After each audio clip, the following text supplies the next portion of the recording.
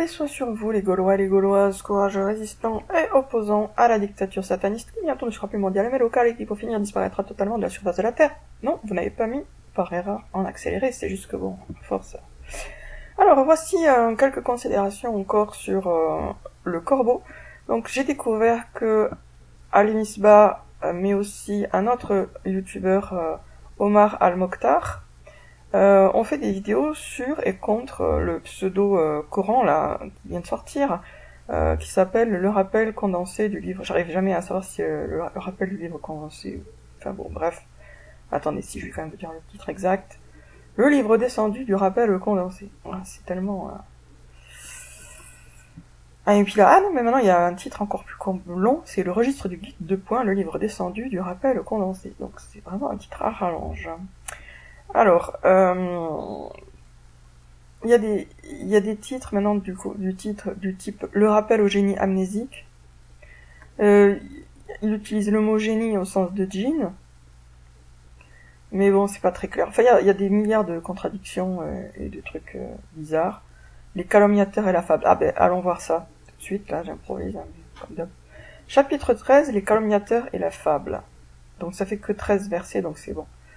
Alors, louange à celui qui inspire de façon claire, fluide et explicite, et qui n'introduit pas de tortuosité afin de ne pas vous ramener vers un égarement évident. Ah ben, en même temps, si l'égarement est évident, y a pas de risque qu'on y soit ramené. Enfin bon, bref. Tout ça, vous voyez, c'est toujours un mélange de versets du Coran mal traduits. Ô toi, le guide éclairé, n'as-tu pas remarqué ceux qui te calomnient ? Je pense que si, il les a remarqués, puisque c'est lui qui écrit le texte. Et que t'ont-ils apporté comme preuve évidente ? Sont-elles palpables ou vivantes ? Lui déjà, le corbeau, non seulement il n'apporte rien, mais il ne s'apporte pas lui-même, c'est ça qui est très fort. C'est-à-dire que la plupart des Faumadis, ils ont au moins la décence de dire coucou, je suis là, de montrer leur nom et leur tête. Alors c'est vrai qu'il y a un Faumadi chiite qui est présenté par les autres avec un sac sur la tête, une espèce de cagoule verte, et on dirait le géant vert du coup. Donc oui, ça arrive effectivement qu'il y ait des Mahdi montrés, occultés, si on peut dire, mais le pseudo-dieu de ce pseudo-Mahdi, cet ersatz de divinité, a tout de même un sacré culot de demander des preuves contre lui, alors que le transmetteur du message n'a même pas les couilles de montrer sa tête et son nom. Donc, ô toi, le guide éclairé, n'as-tu pas remarqué ce qui te calomnie et que t'ont-ils apporté comme preuve évidente ? Sont-elles palpables ou vivantes ? Alors, parce que les preuves doivent être vivantes et palpables. Je veux dire, une preuve, une preuve n'a pas à être palpable pour être une preuve. Une preuve peut être abstraite, si elle est, ça n'empêche pas que ce soit une preuve. Donc, l'idée de la preuve concrète, palpable et vivante, en plus, il faut que la preuve respire. C'est un nouveau concept, quoi. Ça vient de sortir. Donc là, il est en train de faire monter la barre de ses exigences, le pseudo-dieu du pseudo-Mali, pour qu'on puisse vraiment pas donner de preuve. Donc, si la preuve doit être vivante, ça veut dire que la preuve est un animal, ou un être humain. Je veux dire, c'est complètement délirant, quoi. Une preuve, c'est une démonstration, c'est quelque chose qui peut être abstrait, mais qui est irréfutable. Donc, prétendre que une preuve doit être palpable, non seulement pas palpable, mais vivante, c'est vraiment un truc de fou, quoi. Alors, pseudo-verset, ersatz de verset numéro 2, en vérité, il n'apporte rien si ce n'est des mensonges. Quand on montre les contradictions d'un texte, on n'est pas en train de mentir, on montre les contradictions d'un texte. Pseudo-verset 4, pseudo-verset 3, où ont-ils bien pu apprendre à ruser de la sorte ? Alors moi, personnellement, si je raisonne comme je raisonne, c'est parce que j'ai fait des études de lettres, que j'ai étudié la logique, et que j'ai toujours été intéressé par la rigueur intellectuelle. C'est pour ça que je raisonne comme je raisonne. Il peut appeler ça ruser, mais c'est pas de la ruse, c'est du raisonnement. Pseudo-verset 4 dit « Ô Seigneur, est-ce toi qui as consigné ça dans leur livre ?» Hein, quoi, comment ? Leur livre au pluriel ? Moi, mon livre, c'est le Coran. Mon livre révélé.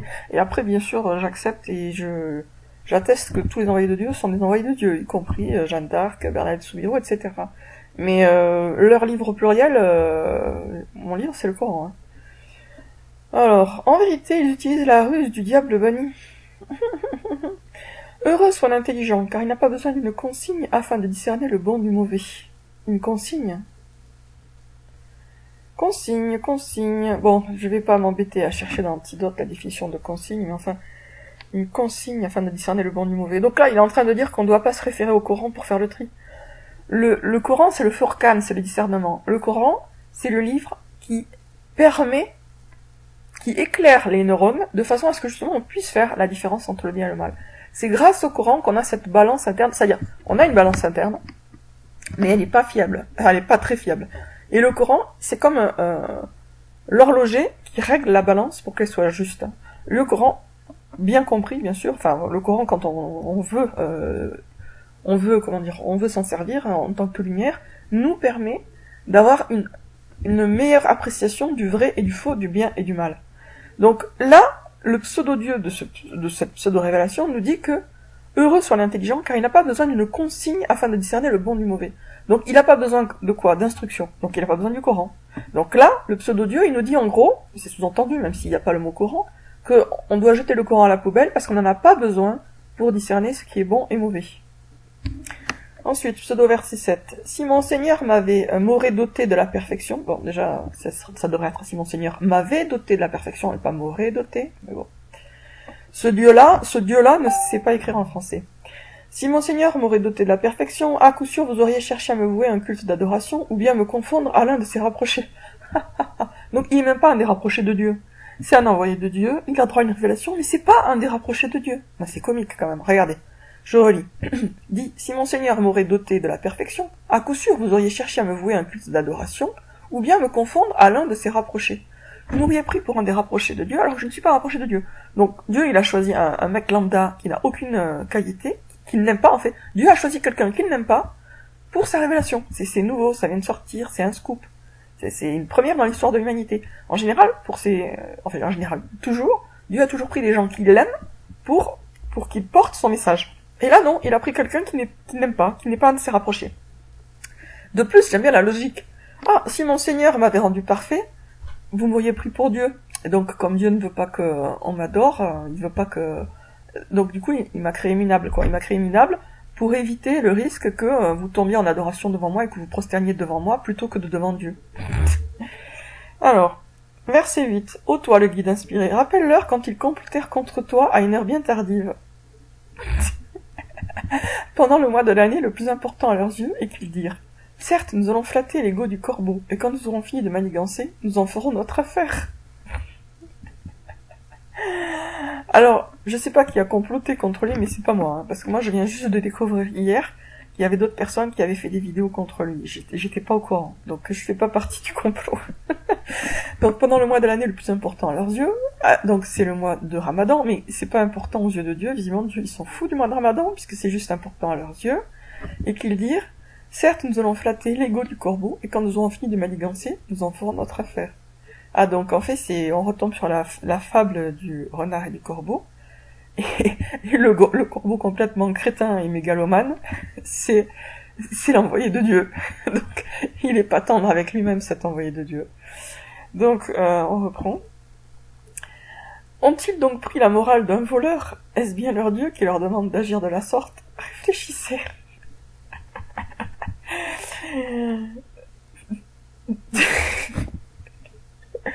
Alors on continue. Verset 10. Dis, je ne suis pas un corbeau, mais vous êtes bien des renards. Et quand bien même j'en aurais été un, je partagerais mon fromage, si vous le désiriez. Mais non, on n'a pas besoin qu'il partage son fromage, puisqu'il suffit de lui dire qu'il est très beau et très intelligent, pour qu'il se mette à chanter, et qu'il le lâche et qu'on le récupère en entier. Donc moi, en tant que renard, je suis pas intéressé par la moitié du fromage. Je veux tout le fromage. Surtout en ce mois de Ramadan, où on a faim, quoi. Donc non, moi il me faut pas un demi-fromage, hein. Je suis pas d'accord pour partager, je veux tout le fromage du corbeau. Pardon. Alors, verset 11, ersatz de verset 11. La ruse du diable est pratiquée de façon malhonnête, emprunte un chemin tortueux, dont découlent les mauvais comportements que vous connaissez bien. Verset 12. La ruse du Seigneur est pratiquée de manière honnête, emprunte un chemin droit, dont découle certes la réussite. Tout dépend de ce qu'on met sous le mot honnête, mais enfin, la ruse du Seigneur, c'est quand même une ruse. Hein. Oh, alors, verset 13. Ersatz de verset 13. Ô vous les calomniateurs, revoyez donc. vos leçons et révisez bien. Révisez la fable du corbeau et du renard, car vous ne faites que crédibiliser l'arrivée de l'homme bien guidé. Méditez. Ah, on crédibilise le Mahdi, là. Chapitre 13, les calomniateurs et la fable. Voilà, donc c'était... je suis partie loin de mon point de départ. Donc en fait, je voulais juste dire un truc, et puis là, je déviais. Mais enfin, c'était en rapport toujours avec ça. C'est que dans la vidéo qui a été publiée par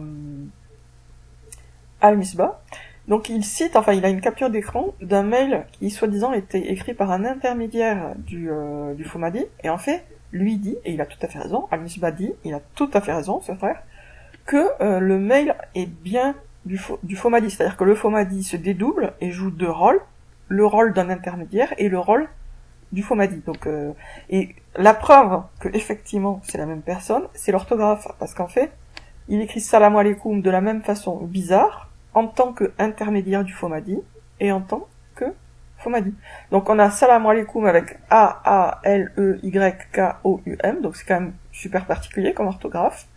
Salam alaikum mon frère, je te fais parvenir ce message de la part de la personne inspirée, donc là il joue le rôle de l'intermédiaire, et ensuite le mail en dessous, salam alaikum mon frère, avec exactement la même orthographe bizarre, A-A-L-E-Y-K-O-U-M. Voilà. Donc, de toute façon, c'est très logique et très naturel et très évident qu'on a affaire à la même personne, qui joue deux rôles, toujours pour brouiller les pistes et puis pour se donner plus de crédibilité. Parce que comme ça fait... il a au minimum un disciple, lui-même. Voilà. Donc, c'est pour inciter les autres à le suivre. Au lieu de dire, je suis le Mahdi tout seul, c'est, non, je suis pas le Mahdi, mais je le connais et il a écrit tel mail. Et en fait, c'est lui. Voilà. Donc, un peu de rigolade avec le corbeau et le renard. Le corbeau complètement niaiseux, qui est censé représenter le faux Mahdi, quoi. Mais ce faux corbeau niaiseux est tout prêt à partager son fromage. Mais moi, comme je disais, ça m'intéresse pas, la moitié d'un fromage. Je veux le fromage complet. Sur ce, je vous dis à très bientôt les amis pour une prochaine vidéo.